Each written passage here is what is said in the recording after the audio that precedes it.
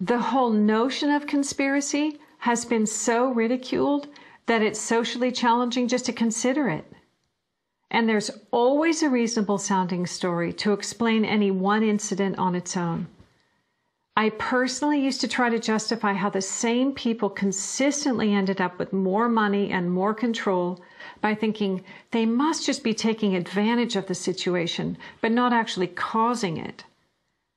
But after nearly a decade of putting the issues and the evidence together, I am convinced it is not random, and that a few very powerful banking elite families and their political and corporate partners do have an agenda to dominate and control the rest of us. Once I got the reality and the scope of the agenda, I really had to think, how much do I want to know about this? Do I want to focus on the worst of what human beings are capable of?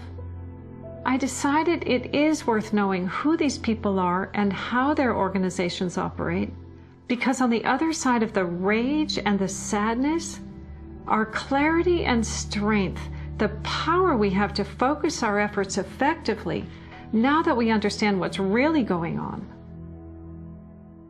The greatest prison that people live in is the fear of what other people think. What happened to me as a result of all the ridicule I went through is that I stepped out of the fear of what other people thought.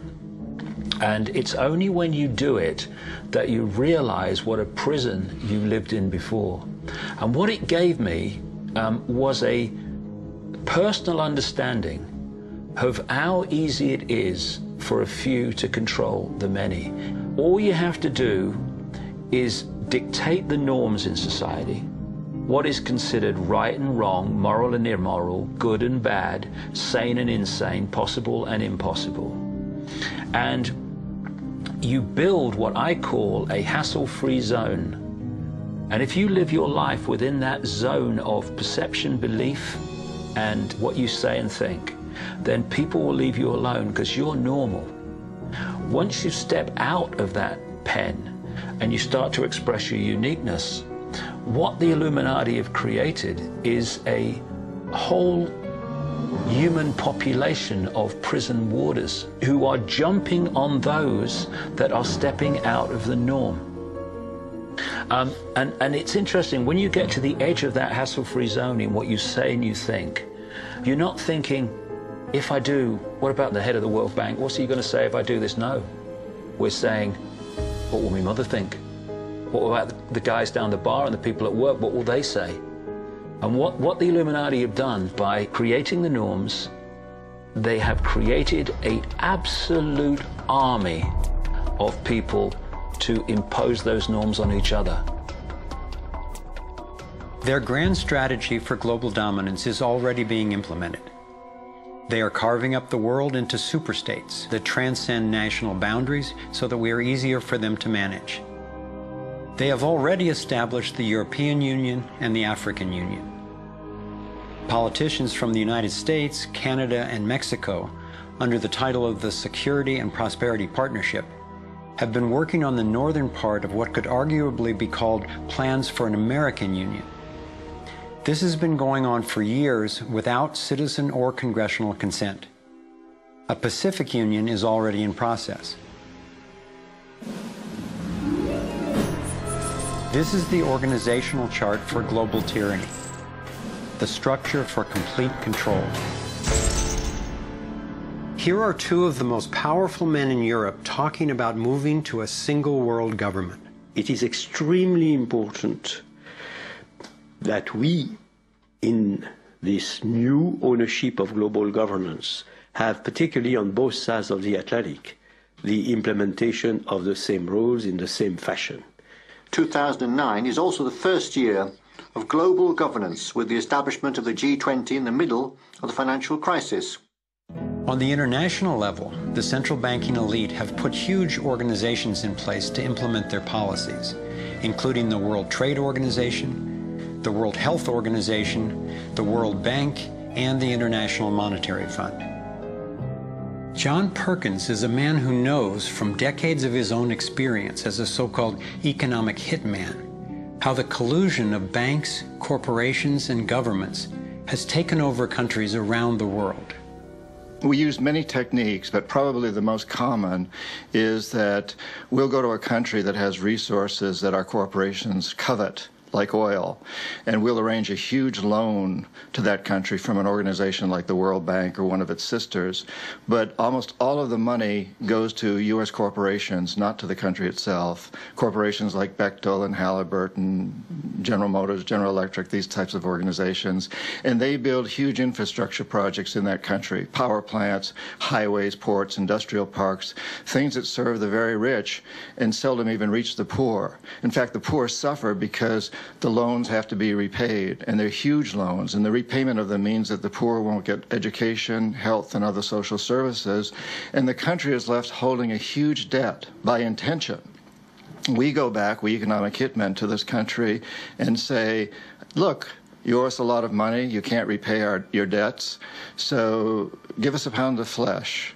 But as soon as one of these anti-American presidents is elected, one of us goes in and says, hey, congratulations, Mr. President.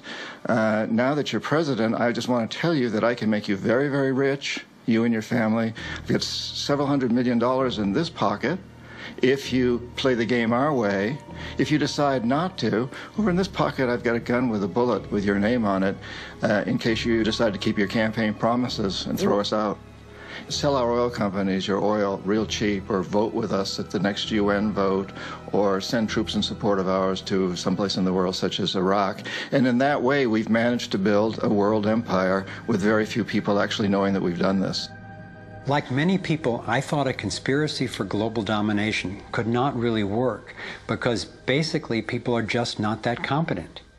I thought there's no way they could pull off such a scheme at the necessary level of control and secrecy.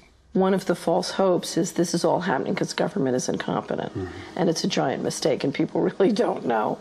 And of course, that's great air cover for the fact that the system really does know where it's going, and it's going where it wants to go, and it's being successful at it.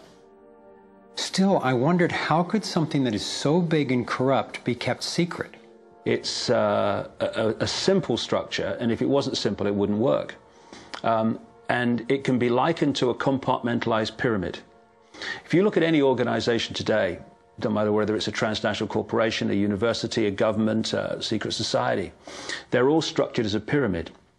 And as the CIA and other intelligence agencies talk about, they have this need-to-know system. Only let people know as much as they need to make their contribution and no more. So you take a bank, an individual bank, not that there is such a thing. At the bottom, you've got the people you see when you pass your check over the counter in the bank. Now, they don't know what the bank manager behind them knows and is discussing. They only know what they need to know to do their job.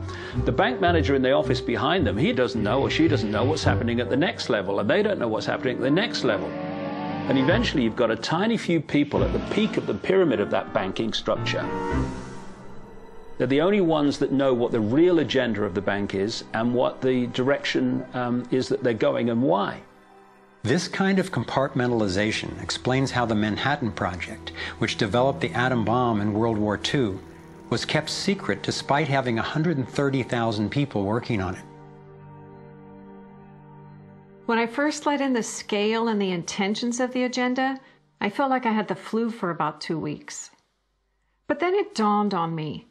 Here was this well-planned, well-orchestrated attempt to squelch human potential, and still our brilliance shines through. Even though we've been systematically distracted and repressed, people have come up with innovative, ingenious solutions to a huge number of the problems that we face. It's not our fault that we didn't recognize how organized and intentional this scheme is. It's our challenge. I looked at the kind of world the controlling elite have already given us, and I had to ask, what kind of world would we be living in if they had absolute and complete domination over everyone, everywhere? In this new world order of theirs, a tiny number of people would exercise total control over the lives of everyone through a system of intrusive surveillance, violent suppression of dissent, and debt slavery. Imagine tiny islands of opulence surrounded by a sea of misery. where the mission of the military is to protect the haves from the have-nots. I've come to believe that their endgame is truly ominous, and that they will stop at nothing to continue implementing their plan. As difficult as it may be for Americans to accept, I'm now convinced the agenda of the global elite includes destroying the financial strength and sovereignty of the United States. With its history of free speech and armed revolt, America represents the major hurdle to global consolidation of power. If they can succeed in bringing down this country, I believe the international elite intend to transfer the power and productivity of Americans to their one-world dictatorship, gradually taking over our lives in what David Icke calls the totalitarian tiptoe. Think about it. They've got us so deep in debt we can never repay it. They're collapsing the dollar, and they're attempting to replace it with a global IMF currency. This press for a global cashless electronic currency would enable a central authority to financially disable any individual or group in an instant. Now, for the first time in history, international taxes are being proposed under the pretense of addressing climate change.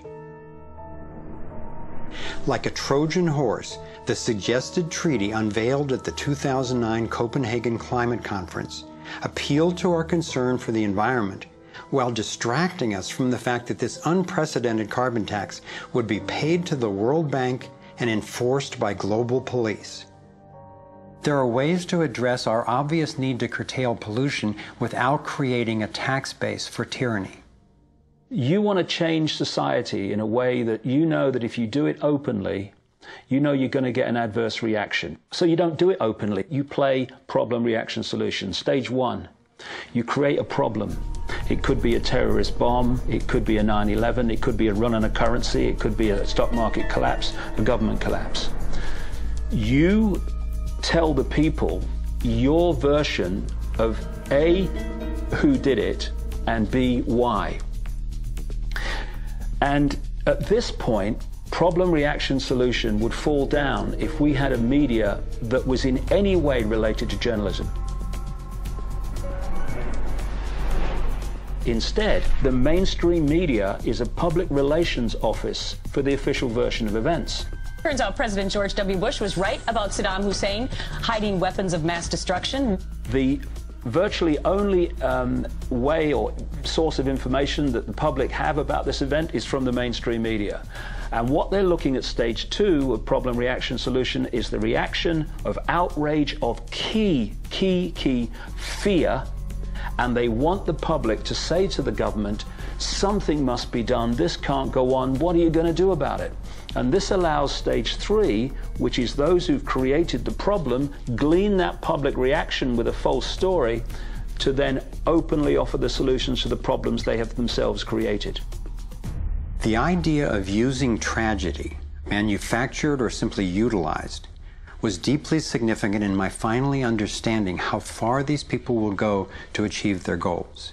It's a documented fact that we entered the Vietnam War under false pretenses. Former Secretary of Defense Robert McNamara has acknowledged that the attack on a ship in the Gulf of Tonkin didn't actually take place. Our judgment that we've been attacked that day was wrong. It didn't happen.